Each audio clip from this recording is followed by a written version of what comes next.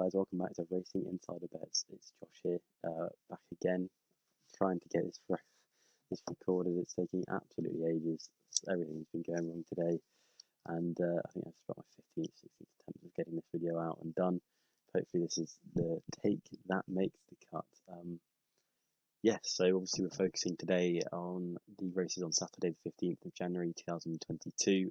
That's kind of looking at all the cars up and down the UK, so have tips from Kempton, Warwick and Wetherby, sort of hope you can get your teeth into. Obviously we looked towards the bigger end of the market here, so sort of bigger prices and better value in the market. It's been harder to find massive prices this weekend, but I've still got a few that I think might be worth a look at anyway, and hope we get some good value winners and keep a good form in 2022.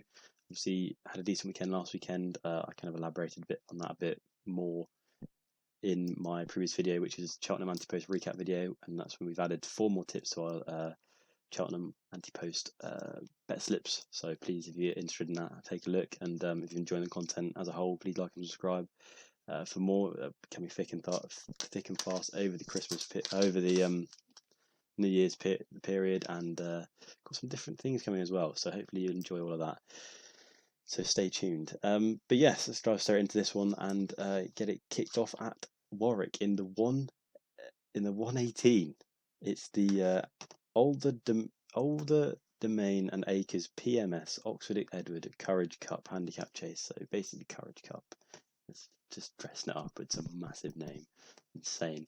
It's a class 2 handicap over 2 miles on soft ground, and that probably will be, I mean, it's been quite dry today, but I imagine it'll still be on the softer side of good stuff anyway tomorrow. And the one I like in this, it's not quite over 3-1, which is normally the philosophy I go for, but at 11-4 I still think it's worth having a nibble at, and that's Not Available. Trained by Matt Shepherd, and Stan Shepherd has the ride. Very interesting horse, Not Available.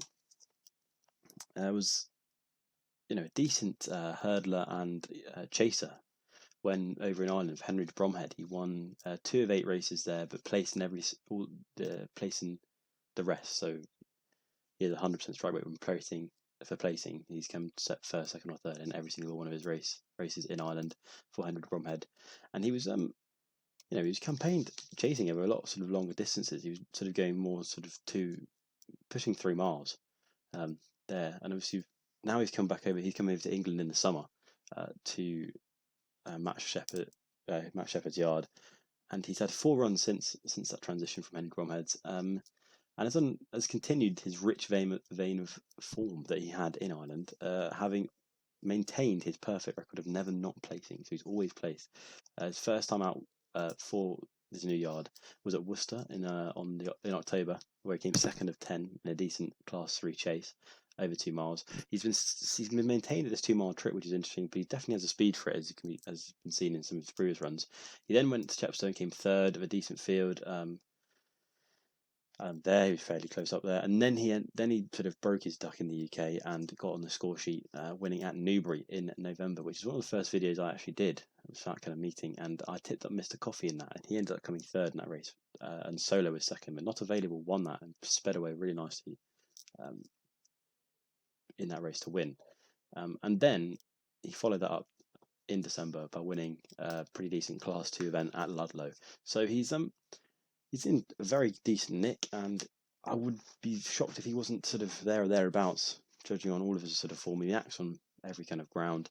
He was a good hurdler over heavy ground, and obviously has won on good and good soft, and has performed on soft ground as well. So I think he'll be very close up. In the one thing I'm looking at is obviously on a hat trick, and I think so he is unconformed. But one thing I do like the look of is he performs well in small fields. He's won in a 5-runner race, a 6-runner race, and then in Ireland he won a 4-runner race as well. And this is a 4-runner race, a smaller field. And the favourite here, Brave Siska of Venetia Williams and Charlie Deutsch, doesn't have unbelievable form in smaller fields. He's won once with 6, and then anything less than that, he's been 4th or 5, and then hasn't really done much apart from that. And also, Charlie Deutsch is his first time riding the horse on the racecourse. It's normally been Gavin Sheehan, who's had the mount. So that's sort of a bit of weakness. He's 11-8, and I just think there's a bit of weakness there, if you ask me. And he's been raised up £9 for his last result and hasn't really ran in this level of race before. So I do think he's a bit of underwhelming. I think Not Available is the one that's likely to pounce. I mean, Sky Pirate is bringing all of their weights down significantly with his 157 rating, but I do think Not Available is really well in on the weight still. He's carrying £4 less than the favourite, and I just think I'd struggle to see him out of the frame. I think he's got a good form behind Mr. Coffee, in front of Mr. Coffee and Solo, and I think he's definitely good value at 11-4 to hopefully kick off our weekend, or Saturday at least, with a good winner at Warwick in the 118. So yes, we're going to move on after that pretty swiftly, and then go to Kempton on the 240. And now this is in the listed race, the Coral Lanzarote Handicap Hurdle. It's obviously a listed contest, as I said, over 2 miles, 5 furlongs, and the ground is also projected to be soft. Now, at the moment, the favourite for this is Marie's Rock, who's been gambled in from 10-1 to 6-1 over the course of the last couple of days. And obviously, it looked very impressive last time out over at Kempton when she skirted away from the field in a Class 3 hurdle event. And I think, obviously, Nicky Henderson's in good form, but I think she's also quite vulnerable, let's say, at the front of the market. Because my pick here would be Gelino Bello. He's 15-2 on William Hill at the moment. It's still very unexposed. It's only run 5 times, and it's two of them. There's also another one of the horses that's never not been in the frame, so he's come third or second on his 3 other starts. His first ever race was over National Hunt Flat at Plumpton. And now this is a Class 5, it might not mean anything to you guys. I mean, but when you actually dive a little bit deeper, he beat a horse that day called That's All Right Gino. Now, That's All Right Gino ran up in the December meeting at Cheltenham and beat JPR1 and Washington. So that's pretty decent form, actually, from last December. And then, after that, went to a listed race at Newbury, came third in another National Hunt Flat race behind I Like to Move It in second and Good Risk at All in first. So pretty solid form here. Obviously, Good Risk at All ran up a decent race against John Bond, and then I Like to Move It's been in really good nick for the Twiston Davis Yard. Has won a few times at Cheltenham and had been on good form this season. So there's 2 very deep form lines there. And then he moved on this first time out this season in October at Aintree and won that pretty comfortably, beating a Rioja, who I actually had tipped up before I saw the price, and he's now 5-4 favourite. He's in the 12.55 at Kempton.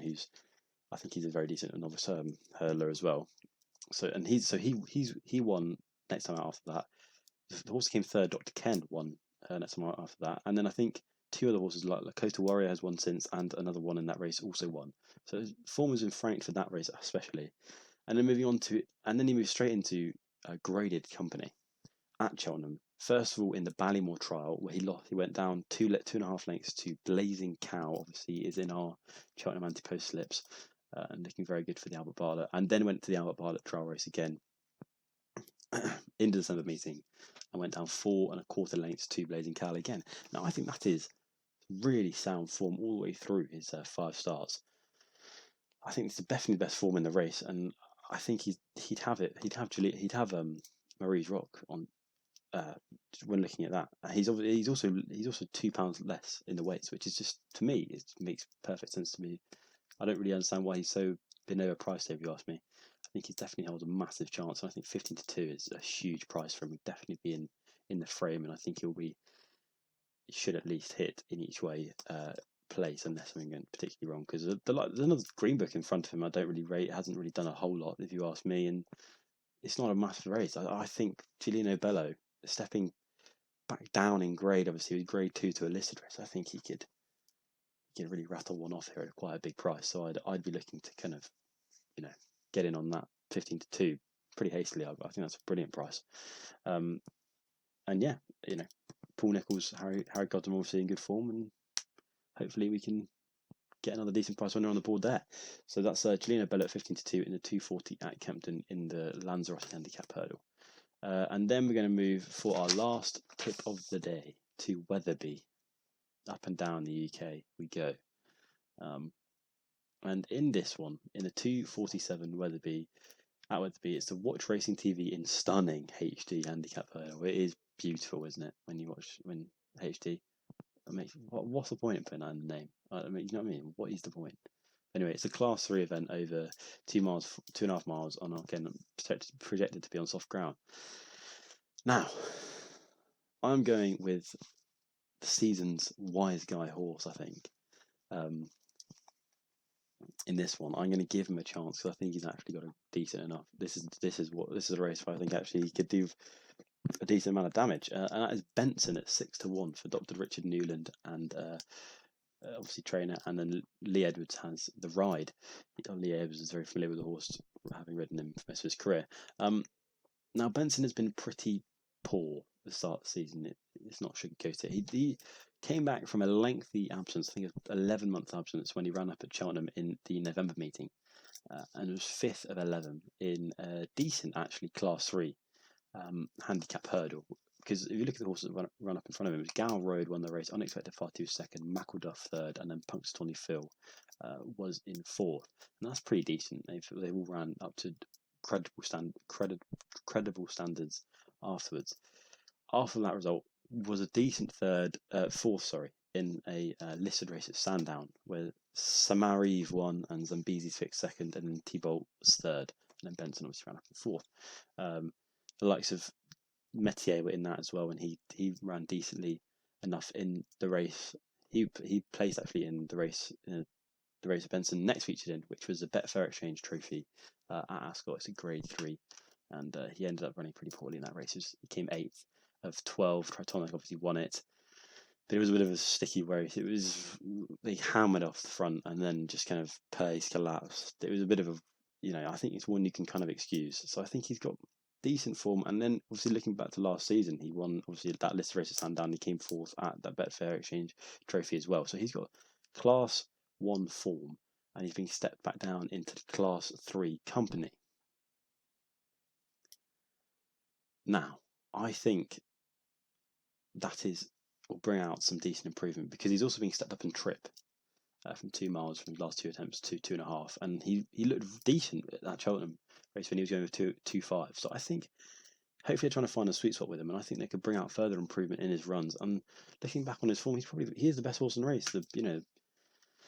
Just on that, on paper, if you look in front of him, Half a Piece is 3-1 favourite. Ballyandy then is second favourite. Shannon Bridge, Solo, Saxophone, and then Glentoran. I think he has them all, and with the potential for improvement being stepped up in trip to 2.5 again, I think he'll have a real shot at this. And I think Benson at 6-1 will be a decent price. He's back down at a workable mark. He's going off 131 as opposed to being off mid 130s. He has been at the start of this season. His last winning mark was 127, so he's back down to sort of within a reasonable range of that. And I think in this lower class race, I think he'll have a great chance. And I think the step up in trip will help, and hopefully Benson will run up very credibly, and should at least be within the paces. If you ask me, if he can learn, if everything goes to plan. So that is they're my selections. Obviously Rioja is about 5-4 now at Kempton. I think he'll win. I also think another one that will probably win in the Silviancio Conti chase is Mr. Fisher at 7-4. I think he'll win that. And then there's another one as well I just wanted to mention, just to check the speed ratings beforehand actually it runs.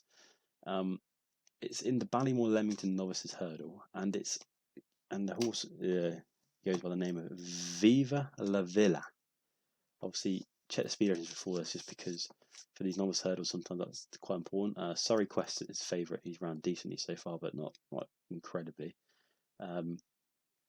Party Business is second favourite, and then Staghorn, and then it's Viva la Villa at 11-2, running a decent Grade 2 at Sandown, which Lossiemouth actually won. Obviously, Lossiemouth left him for dust, but he beat Brave Kingdom that day and Fair Frontiers. So I do think he's got decent form. Won his first race